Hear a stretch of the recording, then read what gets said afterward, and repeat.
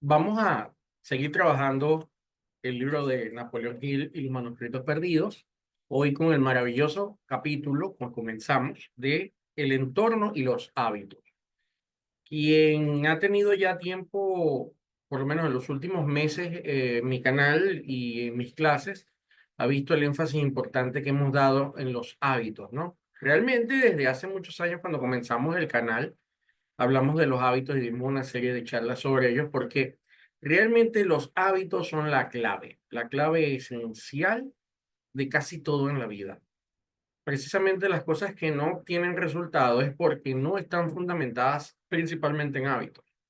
Lo más interesante de el enfoque de Napoleón Hill es que él no habla solo de hábitos, él habla de entorno y hábitos. Precisamente gran parte del trabajo que hemos estado desarrollando cuando hablamos de sistemas, hoy en día también aplica el tema de entornos, que los vamos a analizar y a ver desde la perspectiva de Napoleón Hill. Y también lo veremos en otras actividades, lo veremos también desde otra perspectiva. Pero es maravilloso poder afrontar esto de los hábitos. Los antiguos también hablan de los hábitos. Hay un libro muy filosófico antiguo, interesantísimo, pero que, como quien dice, requiere ciertos conocimientos, que se llama Yoga Vasista. El libro se llama Yoga Vasista y es un libro que te enseña sobre hábitos. De muchas cosas te enseña, pero también te enseña sobre hábitos, ¿no? Ese libro también se conoce como Maha Ramayana. Es un libro de la tradición hindú. Pero si tuviese que resumir el mensaje de ese libro, diría que se fundamenta en hábitos, solo que no utiliza la palabra hábitos, utiliza otras palabras. Entonces, el tema de los hábitos es muy antiguo y quienes han, y en la parte de la filosofía hindú ha sido algo bien trabajado, porque incluso en la filosofía hindú se habla mucho del señor Drona, el maestro Drona, y precisamente él simboliza los hábitos. Pues recuerden que todas esas historias y mitologías, como ya lo hemos aplicado antes, son símbolos que denotan una enseñanza que debemos poner en práctica, vamos a decirlo así. Y que en la medida que triunfemos en ponerla en práctica, es que vamos a tener resultados. Entonces, bueno, desde esta perspectiva, vamos entonces a comenzar a mirar los hábitos, pero desde la visión de nuestro querido Napoleón Hill. Dice así: esta lección nos lleva a considerar el siguiente principio general de la psicología, como explicaremos a continuación. Entorno, dos puntos. La mente humana tiene una tendencia muy marcada a absorber el entorno que le rodea y hacer que la actividad corporal armonice con ese entorno. La mente se alimenta y crece para reflejar las impresiones que absorbe del medio en el que vive. La mente se asemeja a un camaleón que cambia de color para corresponder a lo que le rodea. Únicamente las mentes fuertes resisten la tendencia a absorber el ambiente circundante. Ahora define hábito. Hábito, dos puntos. El hábito crece en el entorno, de hacer lo mismo de la misma forma vez tras vez, de pensar lo mismo una y otra vez. Y una vez estos pensamientos se han solidificado, se asemejan al cemento que ha sido vertido en moldes difíciles de romper.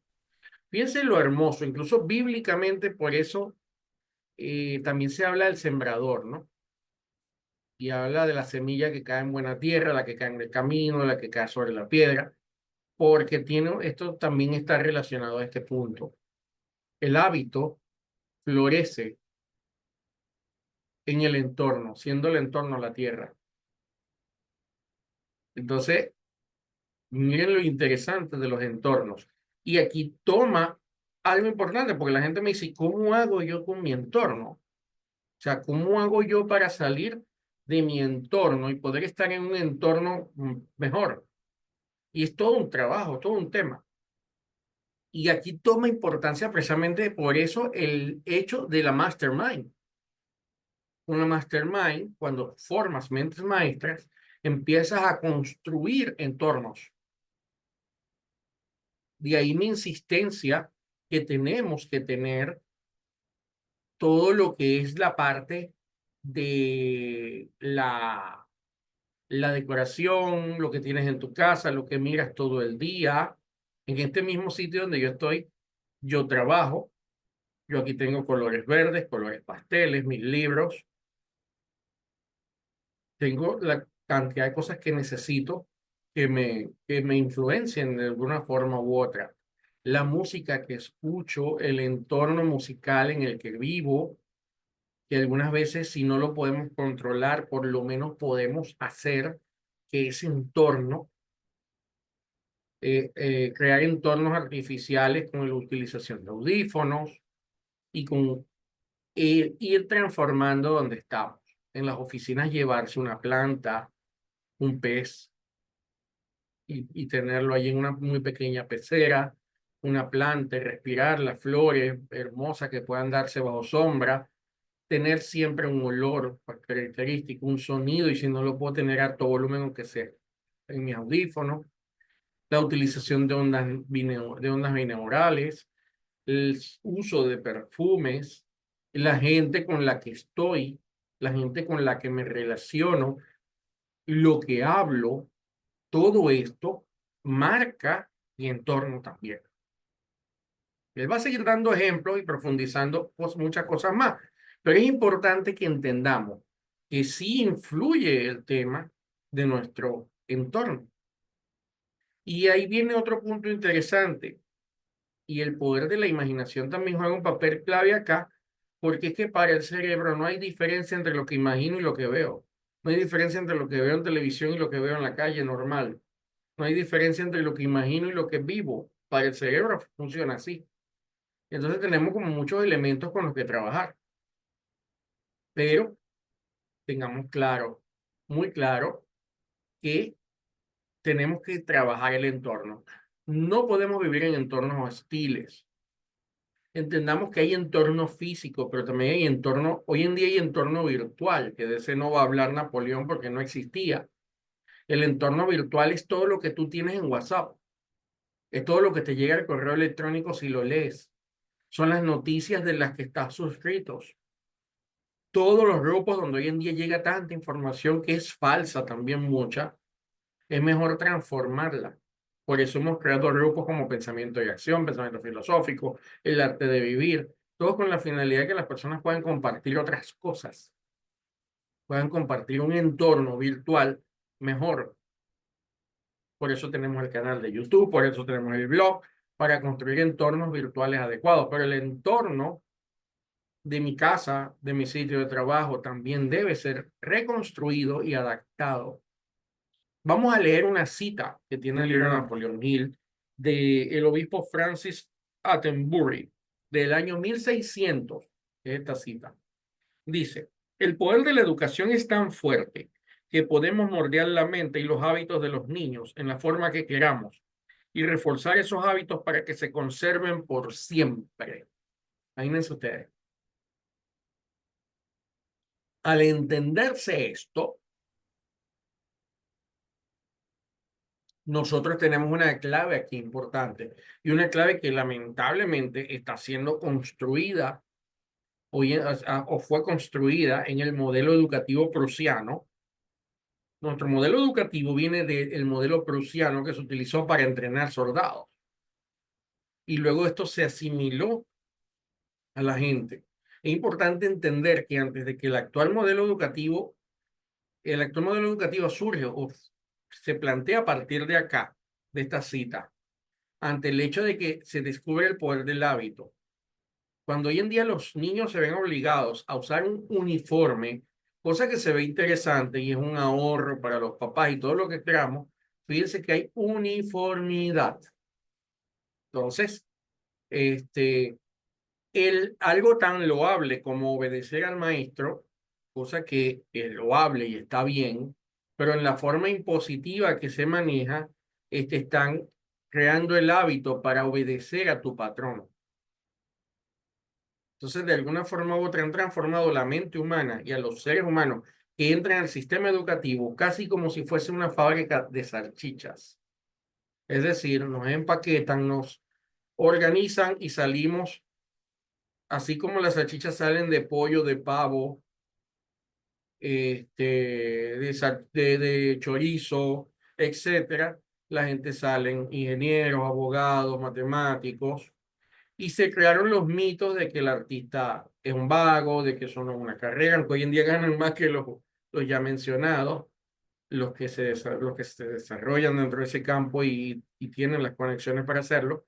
Pero lo curioso de esto es que entonces todo aquel que no entra dentro de ese molde es un niño problema. Y ahí entendemos por qué un Albert Einstein fue expulsado. Einstein sería hoy en día no solo clasificado como Asperger y síndrome autista, sino que adicionalmente de demente. Tesla sería TDAH. Y así sucesivamente, esas mentes siempre son distintas. Entonces surge el concepto del neurodivergente. No estoy criticando la palabra neurodivergencia en el sentido de que sí hay algo que hacer allí, sí es un tema de la psicología y de la psiquiatría, ellos lo tienen que manejar. Nosotros no pretendemos invadir esos temas, pero sí entender que también se ha clasificado de neurodivergente, y no es totalmente incorrecto, a personas que simplemente no se someten a la media, no están allí sometidos a aceptar todo lo que les digan como verdad. Y eso resulta en un problema para el sistema. ¿Cuál es el sistema? El sistema de tener buenos empleados, obedientes, que trabajen, uniformes, leales, sumisos, que acepten amonestaciones, que se asusten ante eso, que celebren ante cada curso que les doy, cada beneficio, entre comillas, que como empresa les doy, para mantener el beneficio en el empleado, es más o menos equivalente a la galletica que le dan al perro cuando hace la tarea. Y disculpen que sea tan, tan gráfico y hasta odioso, si lo veo de la perspectiva de esta, ¿no? Pero fíjense cómo se ha utilizado el hecho para construir hábitos duraderos donde te puedan tener sometido, controlado y bajo control toda tu vida, sometiéndote a injusticias. Fíjense que en Venezuela ahorita ha habido mucho escándalo por el tema de la famosa cancelación de las concesiones de Chevron, que representan 4.000 millones de dólares para Venezuela, ¿no? Pero oigan eso, un contrato de una sola empresa representa 4.000 millones de dólares para un país. Y eso solo en Venezuela, en todos los países del mundo que hay petróleo pasan cosas parecidas. Entonces, parece injusto que en un país, en un mundo donde la naturaleza que está dada para todos los hombres, cuando se producen cosas como esta, el petróleo, se producen cantidades tan exorbitantes y un trabajador promedio tenga que esperar 30 años para tener una casa.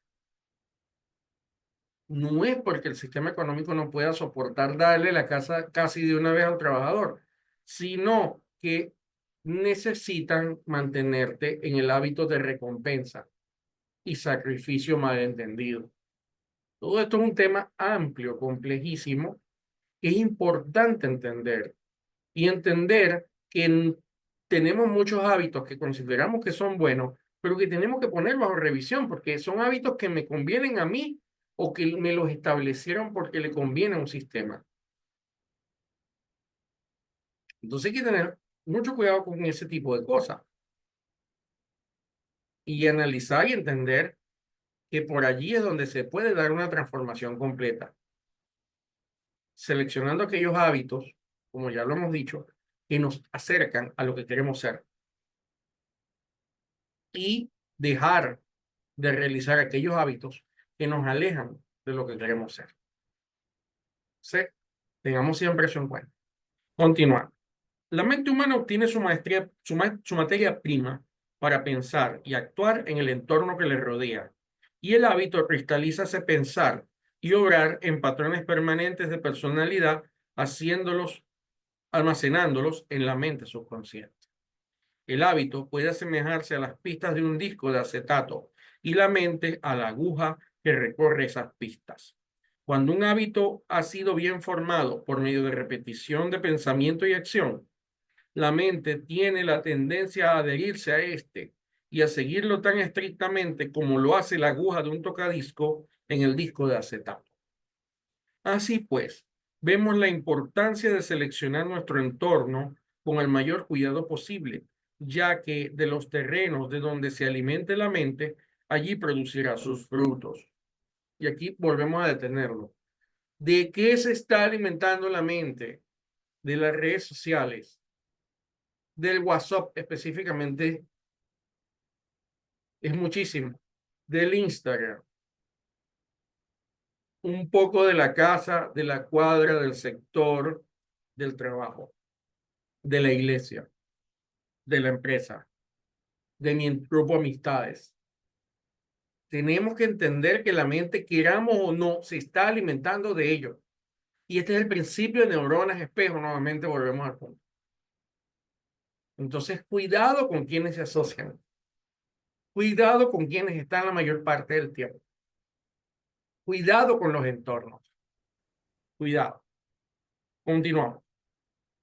El medio suministra los nutrientes y los materiales a través de los cuales nuestra mente produce los pensamientos y el hábito solidifica esos pensamientos de forma permanente. Es como la masa o la mezcla de la torta. Mezclamos la harina, el arroz, perdón, la harina, el azúcar, la leche y todo lo que le cae, la mantequilla, por supuesto, todo lo que lleve. Y cuando la mezcla está lista y tiene buen gusto, es que yo la voy a hornear. Si la mezcla no está bien hecha y no tiene todo lo que yo quiero, no lo voy a hornear, pero luego que se hornea ya está lista la torta. El entorno implica, nosotros dentro de ese entorno somos esa mezcla. Entonces luego esa mezcla se va a fijar. Hay una ley que se llama la ley de síntesis. Esa yo no he dado nunca la clase de ella.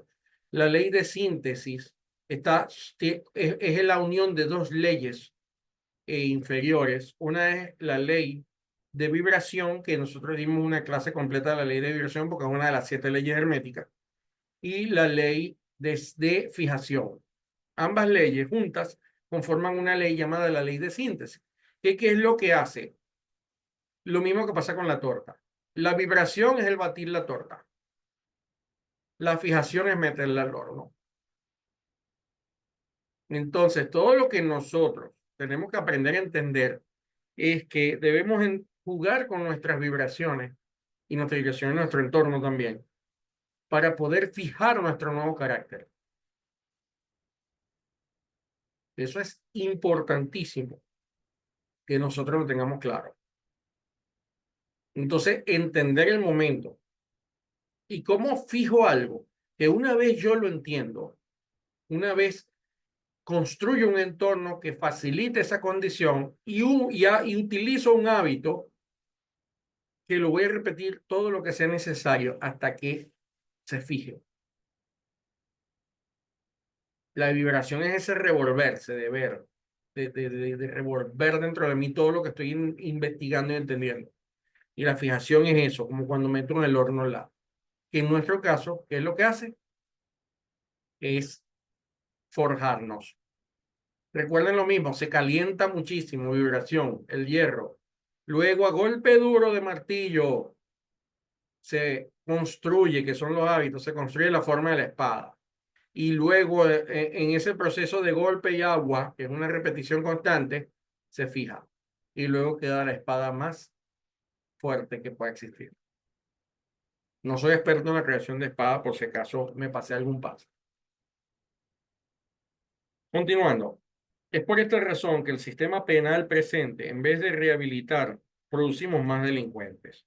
Cuando se entiendan mejor los temas del entorno y los hábitos, nuestro completo sistema penal podrá ser revisado y transformado. Dejaremos de castigar a los hombres en un mismo grupo, como si fueran ganado, todos etiquetados como criminales. Más bien pondremos a los ofensores en una atmósfera limpia, donde cada parte del ambiente los conduzca a transformarse en seres útiles para la sociedad, en vez de colocarlos en un sitio donde todo el tiempo se les recuerda que son agresores de la misma. En esta etapa de progresos y de iluminación, la prisión debería ser considerada un hospital, donde las mentes perturbadas y distorsionadas sean tendidas hasta conducirlas a un ciclo de normalidad. La vieja idea de castigar el delito debería ser reemplazada por un concepto más avanzado de rehabilitar al delincuente. La ley de retaliación, la ley de la sugestión y la ley de la autosugestión, así como otros principios considerados en este curso, desempeñarían un papel fundamental para terminar con los métodos de castigo y en su lugar adoptar un sistema de reeducación como la forma para devolver a los delincuentes a una vida normal. El sistema de honor, adoptado de forma limitada en varias de nuestras instituciones penales, constituye un paso de avance en la dirección correcta. El sistema de libertad condicional es otro progreso. Anhelo el tiempo en que cada ofensor de la ley sea enviado no a la oscuridad repugnante de las celdas de prisión sucias y malolientes, sino directamente a un hospital mental donde la mente y el cuerpo del desafortunado reciban atención y tratamientos apropiados. Esta reforma en los métodos de prisión, sin duda, sería uno de los grandes cambios de nuestra era. Y la psicología va a ser el medio a través del cual se logra esta reforma. De hecho, una vez que la psicología se enseña de forma regular en las escuelas públicas y privadas, las tendencias nocivas de los niños en crecimiento pueden ser contrarrestadas a través de estos principios. Pero no nos alejemos demasiado de los temas de nuestra lección, a saber, el hábito y el entorno. Aprendamos más sobre el tema del hábito citando las palabras de Edward E. Bills, un reconocido psicólogo. Bien, antes de continuar con las palabras de Edward, que son largas, fíjense cómo, aunque él dice que se desvió con el tema de la rehabilitación, realmente no hay tal desvío, porque ciertamente el entorno de una cárcel te vuelve criminal, incluso al que no es. Si fuese al revés, ¿qué pasaría? Mucha gente dice, oye, que aquí en Venezuela son unos locos al volante, pero cuando se van a otros países, ahí conducen con todo el cuidado del mundo, ¿no? Y eso también es cierto, te adaptas. Claro, cuando la migración es masiva, se presentan los problemas que está pasando, donde ya tanta gente se lleva la cultura y se dan los choques culturales que se da con otros países. Eso es muy normal. Pero cuando la migración es minoría, no es tan así, sino que esa minoría se adapta a la realidad. Entonces, esto es clave entenderlo. Y por eso, repito, tenemos que entender y evaluar nuestros entornos. Vamos a leer ahora por lo menos una parte de lo que el doctor Edward dice sobre hábitos. Dice, hábito es una fuerza generalmente reconocida por la persona promedio. No obstante, es visto comúnmente en su aspecto adverso, excluido de su fase favorable. Se dice que los hombres son seres de hábitos y que el hábito es como un cable. Dejemos un hilo de este cada día, hasta que llega a ser tan fuerte que no se puede romper. No obstante, los dichos mencionados solo sirven para enfatizar ese lado de la cuestión en el que los hombres aparecen como esclavos de los hábitos e indefensos a su propia merced. Pero hay otro lado del asunto, y ese es el que consideraremos en este capítulo. Si es cierto que el hábito se convierte en un cruel tirano que somete a los hombres en contra de su voluntad, deseos e inclinaciones, y esto es cierto en muchos casos, entonces, naturalmente surge la pregunta de si esta fuerza poderosa no puede ser controlada o dominada para el servicio del hombre, tal como ocurre también con otras fuerzas de la naturaleza. Si esto es posible, entonces el hombre puede dominar el hábito y hacer que trabaje para él en vez de ser su esclavo. De hecho, pudiese convertirse en su amo y hacer que les sirva con solicitud. De igual forma, los psicólogos modernos nos dicen, sin asombro de ambigüedad, que los hábitos pueden controlarse, aprovecharse y hacer que obren en beneficio en vez de dejar que estos dominen sus acciones y su carácter. Muchísimas personas han aplicado este nuevo conocimiento y han canalizado la fuerza del hábito en nuevas direcciones y lo han puesto a trabajar para sí mismos, en vez de que esté a rienda suelta, echando a perder todas las cosas que los hombres han construido a gran costo y dedicación en los terrenos fértiles de la mente humana. Un hábito es un territorio mental por el cual nuestras acciones han viajado por algún tiempo y cada recorrido, la senda se hace más ancha y profunda. Si usted tiene que trabajar en un campo o un bosque, usted conoce muy bien lo fácil que es escoger los senderos más despejados en vez de los menos utilizados y que es mejor hacer esto que ir a campo traviesa intentando crear una nueva ruta. En el campo de la acción mental ocurre precisamente lo mismo. El pensamiento se mueve por las líneas de menor resistencia, por la ruta más conocida. Fíjense lo siguiente, ahí es donde hay que aclarar esto. Las formas de pensamiento tienen la misma conducta que el monte en el camino. Si ustedes alguna vez han ido incluso una granja que no tenga mantenimiento, que el monte crece altísimo y ustedes necesitan ir de un lado a otro, no ven, van entonces moviendo con cuidado, no parezca una culebra, etcétera. Pero si ya alguien hizo el trabajo de cortar el monte y todo el mundo empezó a pasar por allí, nadie se va a meter en el medio. Todo el mundo va a tomar el camino que ya existe, que va a ser un camino natural, fácil de tomar, pero no siempre es el más rápido. No siempre es el correcto. Entonces la gente, en el tema del pensamiento, piensa los pensamientos más cómodos. Se va por la vía más sencilla. Y la vía más sencilla es el camino común que todos han trillado, pero que no necesariamente es el mejor camino. Yo he visto varios memes que lo tipifican, donde dice, que se vende, hay dos kioscos, en uno regalan agua y en el otro H2O. Y la gente hace cola en el agua, pero no hay nadie en H2O. Simplemente porque la gente está tomando el camino conocido, no el camino desconocido. Entonces, en algunos casos es mejor abrirse el paso cuanto al tema de la mente. En algunos casos es al revés, en algunos casos es bueno aprovechar la autopista, ¿no?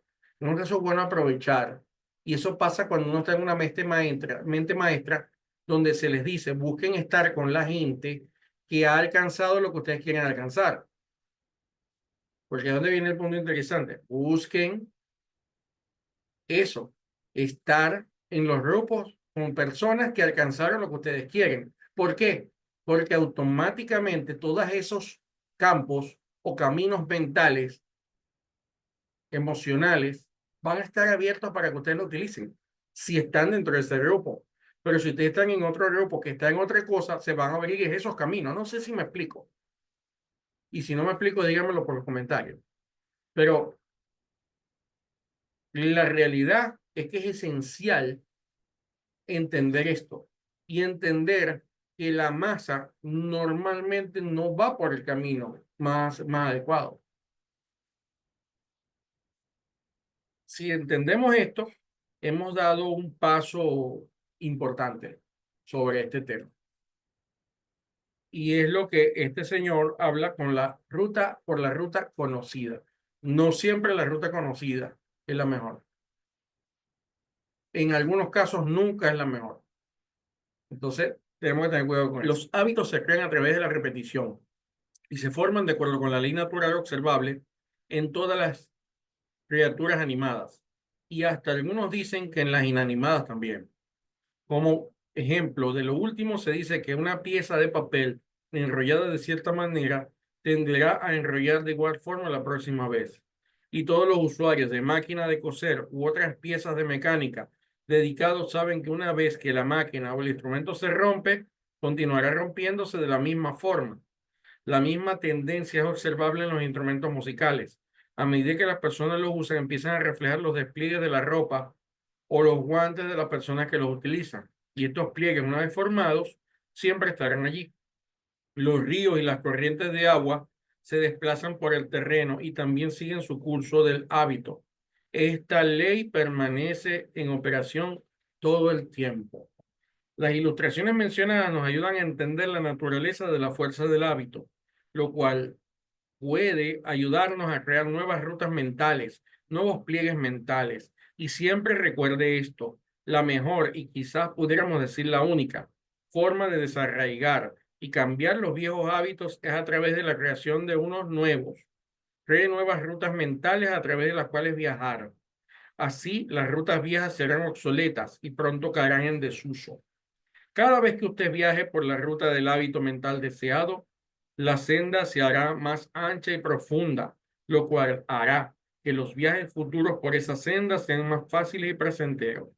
Hacer esto es muy importante y no puedo hacer menos que recomendar enfáticamente el inicio de nuevas rutas mentales deseables por medio de las cuales transitar. Practicar, practicar y practicar se convierte en un buen trazador de rutas. Entonces, fíjense, les voy a contar algo. Hace unos días tengo un cliente con un contrato bien interesante para un proyecto que tenemos pendiente hacer del área informática. Y en ese proyecto mi esposa tiene un papel fundamental, pues un proyecto de los dos. Este, y de otras personas, pero nosotros tenemos que manejar lo más importante en ese sentido. Entonces, cuando se plantea el proyecto, yo le digo a ella, mira, este proyecto está prácticamente aprobado, vamos a estar un mes trabajando en esto, teníamos que tomar una decisión importante y es que duplicarle el tiempo durante un mes de la escuela de tareas dirigidas a la bebé. Es decir, ella va a estar el doble del tiempo y no importa porque la van a dejar jugando con sus otros amiguitos, porque tiene amiguitos que están full todo el día. Ella no, porque tratamos de que esté con nosotros. Entonces, bueno, tomamos la decisión, hablamos con la maestra y dijo que no había problema, obviamente implicaba un costo adicional. Dijimos sí, está bien y tenía que comenzar hoy. Pero eso lo habíamos hablado hace casi 20 días atrás. Entonces, ahora durante los días de carnaval, yo le decía a ella, ¿qué haremos? Porque es que el cliente no da señales de vida. Así que está complejo, ¿no? ¿Será que la metemos y hacemos otras cosas o vemos? Pero iba a estar ese espacio de ella que normalmente se le dedica a la niña. Y decidimos hacerlo. Bueno, hablamos con la maestra, mira, ya ella va a estar durante este mes 2 horas más, el tiempo que ella va a dedicar al proyecto, sin el proyecto en la mano. Bueno, la llevamos, la llevamos, como una hora después de haberla llevado, me llamó el cliente y mañana se aquí el proyecto. O sea, a esos niveles llega, porque o sea, tú tienes que con la acción ser coherente con lo que estás trabajando, con lo que estás. Por eso maravillosamente dice Napoleón Hill que el subconsciente se afecta del pensamiento y la acción, de la repetición y de la acción repetitiva, no solamente de. Entonces, cuando uno toma acciones de ese estilo, suceden ese tipo de cosas, porque tú abres esa puerta, donde entonces hay una serie de caminos donde podía haber pasado eso o haber sucedido algo mejor que eso, pero tú tienes que dar el paso. Entonces, no nos olvidemos de eso y entendamos que dependiendo del lugar donde estamos, nosotros vamos a poder, como quien dice, ver qué puertas o qué caminos ya están abiertos. Pero si nosotros estamos con personas comunes, no estamos buscando personas que nos empoderen, que que estén donde queremos estar, entonces posiblemente nosotros lo que estamos alcanzando es nada. Estamos tomando caminos que no llegan a ninguna parte. Y esa es la importancia de la famosa palabra o frase, ¿a quién escuchar? a quién seguir, con quién reunirse. Esto es clave. Vamos para finalizar la lectura de hoy. Vamos a ahora leer las pautas que nos da Napoleón Hill para establecer nuevos hábitos. Son exactamente 5 pautas. Sin embargo, vamos a ver qué comenta Carelli por aquí antes. Carelli dice, es como cuando comentaste que uno debe relacionarse con gente que ha cumplido sus sueños y con personas famosas y exitosas. Sí, sobre todo personas que han cumplido sus sueños, con personas exitosas. A veces la forma no es tan buena. Este, y con personas exitosas y con personas que son felices. O sea, porque así podemos llegar a, a entender la felicidad estando con personas que están felices. No estoy hablando con personas que tienen la vida perfecta, sino personas que son felices, y eso es distinto. Entonces, sí, exacto, a quién seguir y con quién relacionarse. Así mismo es, y debemos seguir en esa ruta y entender que tenemos que aprovechar este espacio que tenemos abierto aquí la mayoría de los miércoles con la finalidad de que nos unamos, todos aquellos que tenemos un fin común, que queremos ir hacia arriba, hacia adelante. Eso es clave. No necesitamos más nada, no necesitamos un credo. No, lo que necesitamos es tener ese fin común y cada quien desde su posición llegar a ello, compartiendo aquello que en lo que todos aspiramos a lo mismo. Entonces, bueno, vamos a continuar con la lectura de pautas que le ayudarán a establecer nuevos hábitos. Bien, número 1. Al principio de la formación de un nuevo hábito, refuerce la información de este, añadiendo fuerza a la acción, pensamiento, característica. Recuerde que usted está dando los primeros pasos para crear una nueva ruta mental y que esto es mucho más difícil de hacer al principio que en otro momento del proceso. Haga desde el mismo comienzo la senda tan clara y profunda como pueda. Así, la próxima vez que vaya a viajar por esa ruta, la verá como una ruta despejada sobre la cual andar. 2. Mantenga su atención firmemente centrada en la construcción de la nueva ruta y mantenga sus ojos y su mente alejados de las viejas rutas. Esto impedirá que usted se vuelva a inclinar por recorrer esos viejos caminos. Olvídese de todo lo relacionado con las rutas anteriores. Concéntrese únicamente en el nuevo camino que está construyendo. Tercero, viaje por su nueva ruta tan a menudo como le sea posible. Busque oportunidades para hacerlo. No espere que las circunstancias se den por casualidad. Si utiliza la nueva ruta con frecuencia, muy pronto se hará de una ruta conocida, transitada y asimilada. Establezca planes para pasar por ese sendero y utilizarlo con la mayor frecuencia posible desde el mismo comienzo. Cuarto, resista la tentación de viajar por las rutas viejas, lo cual podría implicar un menor esfuerzo. Cada vez que usted lo haga, se fortalecerá en su resolución y le será más fácil combatir el impulso la próxima vez. No obstante, cada vez que usted ceda, se hace más fácil ceder una vez más. Usted enfrentará una lucha al principio y este es el momento más crítico. Demuestre su determinación, persistencia y voluntad justo ahí, al momento del inicio. Asegúrese que ha trazado la ruta correcta. Planéela bien. Determine el lugar donde está, esta lo va a llevar. Entonces prosiga hacia adelante sin temor y sin dejar lugar a la duda. Ponga su mano en el arado y no mire hacia atrás.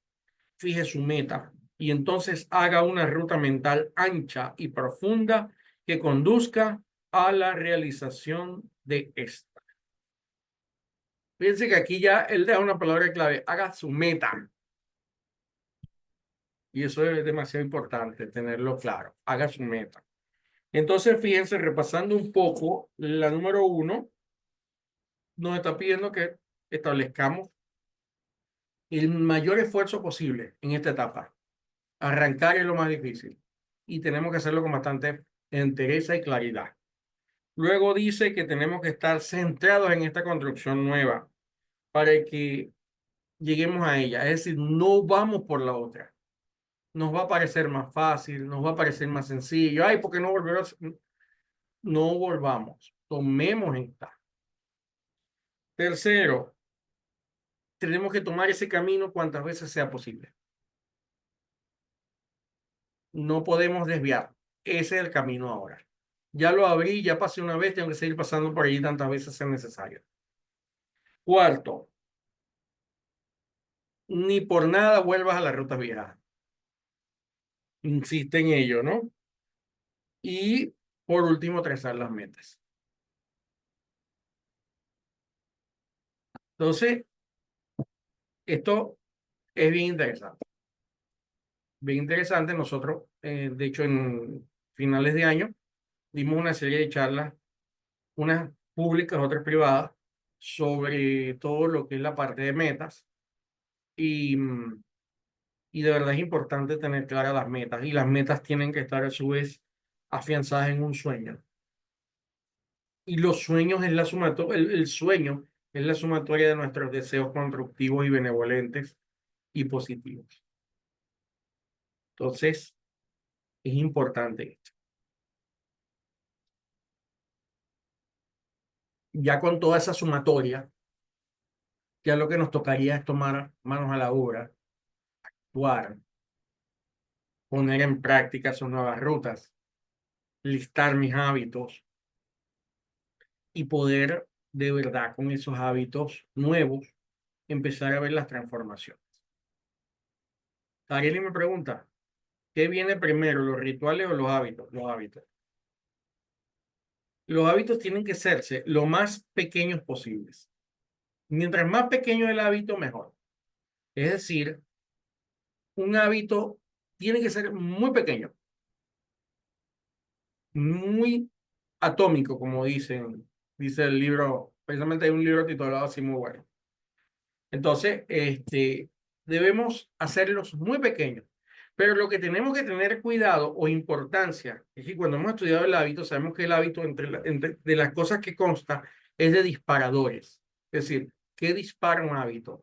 Entonces, un hábito chiquitico debería disparar otro. Es decir, yo me levanto, puedo repetir una afirmación al levantarme, abro los ojos. Fíjense que cómo uno debería levantarse de la forma que la neurociencia lo dice. Uno debería levantarse, respirar profundo acostado, aunque sea una vez, abrir los ojos. Usted puede ya al abrir los ojos decir saludo este día con todo el amor de mi corazón o algo que le guste. Y entonces lentamente pararse y sentarse en la cama. Pero fíjense que yo nombré varios hábitos. Pararse y respirar profundo es un hábito. Pero yo puedo hacer que el disparador de respirar profundo me dispare otro hábito, afirmar. Y que afirmar me dispare levantarme. Y que levantarme sea, pero mejor dicho, ni siquiera levantarme. Afirmar dispare sentarme calmadamente. Ese famoso minuto de heroísmo, de pararse de la cama con fuerza, que se defendió por muchos años por muchos filósofos, la neurociencia dice que es malo porque puede generar un problema de unas fracturas neuronales, puede generar problemas en el cerebro, incluso porque estás haciendo un cambio muy apurado y han habido casos hasta de derrame cerebral, ya comprobados por la ciencia. Entonces levantarse de golpe es malo. Incluso si uno se levanta de madrugada para ir al baño, uno debe hacer lo mismo, levantarse suavemente, sentarse en la cama y luego que pasen 10 segundos, levantarse suavemente. Y eso lo hacemos en la mañana, nos sentamos 10 segundos y nos levantamos suavemente. Ese sentarme y levantarme suavemente es un hábito. Como de allí dirigirme al baño a hacer lo que hay que hacer en el baño. Desde las necesidades que también las podemos tener ordenadas en la medida de lo posible, y el lavado de la boca, el baño y todo lo que implique. Pero es un hábito. Así, ahí no es un solo hábito. Entonces, todo eso se le podría llamar el ritual de levantarme.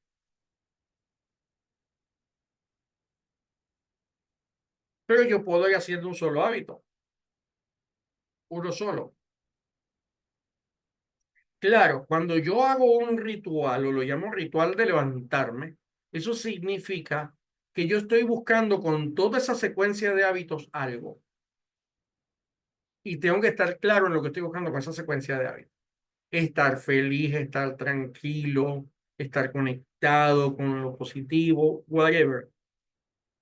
Porque yo tengo que tener claridad. Porque luego al terminar el último acto, por lo menos supongamos que el último acto allí es me vestí, o me vestí de estar en la casa todavía, pero no voy a salir. Yo salgo de mi habitación y el solo hecho de salir de mi habitación dispara un nuevo acto. Entonces, ¿qué disparo? Llegar, beber agua o beber agua con limón, por ejemplo. Yo puedo esa agua bendecirla, decir que esa agua, hacer una afirmación. Yo bendigo este líquido para mi salud, para mi beneficio, para que bendiga cada uno de mis órganos y les dé salud y sea un perfecto imán para todas las cosas buenas de la vida. Puede ser. Entonces me bebo eso si tengo alguna cosa que beber, una medicina, le puedo colocar limón, si les gusta tomarse su ajo porque es bueno para un diente de ajo todas las mañanas es muy bueno para todo lo que es el sistema circulatorio, llámese varices, llámese hipertensión, o ya simplemente pues tienes una edad donde tienes que empezar a cuidarte. Tú te puedes tomar tu limón yo por lo menos tomo limón con sal marina Mm. en la mañana. Lo tomo natural, hay personas que lo toman caliente y es válido. Cada quien lo va diseñando, pero fíjense que ya el ritual de la habitación tenía un fin, pero ya el de la cocina es otro. Y si salgo al frente será otro, pero todos los rituales son micro hábitos. ¿Qué es lo bonito de eso? Que si yo lo tengo clasificado, mi ritual uno 2 y 3 de la mañana, y Mm. defino los de la tarde, uno 2 y 3 de la tarde, y uno 2 y 3 de la noche, tengo 9 rituales al día que cada uno de ellos me sirve porque yo voy a ir amalgamando poco a poco nuevos micro hábitos dentro de esos rituales. También hay rituales que se disparan. Yo he podido entender que así como los hábitos tienen disparadores, puede haber algo que, por ejemplo, cuando la luz se iba, hay gente que automáticamente dicen una grosería en voz alta o le sacan la madre al presidente, o hacen algo así. Y nosotros podríamos, yo bendigo el bien oculto detrás de esto, ¿no? Mm. Entonces, lo más interesante que nosotros podemos hacer con los que están en Venezuela o en México, que se está yendo la luz, ¿no? Es que se va la luz y la ida de la luz debería ser un disparador. Un disparador de una serie de cosas que voy a hacer. Se fue la luz, bueno, entonces voy a hacer una meditación o voy a hacer una lectura si es de día. Mm. O sea, eventos que no son diarios, sino fortuitos, pueden servirme de disparador para rituales que a lo largo de los años yo voy a ir introduciendo en mi vida para alcanzar una finalidad. Eso es clave que nosotros lo aprendamos y lo entendamos. Es altamente importante verlo de esa forma. Entonces, ciertamente, a esto hay que sumarle esa clase, yo también la tengo que dar, aparte de la que estamos viendo acá con Napoleón Hill, hasta el tema del entorno, que normalmente yo le llamo sistema, porque ya me la tienen que haber escuchado. Entonces, el sistema, el entorno para mí es parte del sistema. Tú tienes que encontrar un entorno para tu sistema, pero el disparador, el ritual, hay todo un elemento que yo llamo el sistema, que tenemos que hacer que nos ayude, no que no nos ayude. Entonces, eso es importante. Porque si usted todas las mañanas se va a tomar un vaso de agua con limón, usted tiene que tener limón en la nevera, cortador de limón y hasta un exprimidor para que eso sea lo más sencillo posible. Otra cosa que lo puede ayudar es hacerlo en equipo. Si su pareja o la persona con la que vive lo quiere hacer, ya son dos, ya son una mastermind. Entonces, hay una serie de elementos que se suman, pero bueno, mm, eso no lo vamos a profundizar tanto hoy todavía. Este, pero es importante entender hoy por lo menos que el hábito y el entorno son hermanos. El hábito es lo que ayuda, el entorno es lo que ayuda a que el hábito pueda florecer, porque el entorno es como la tierra, que si tiene los fertilizantes adecuados y el agua adecuada, entonces el fruto se va a producir en mejores condiciones. Con esto me despido de la clase de hoy y espero verlos a través del canal en una próxima entrega.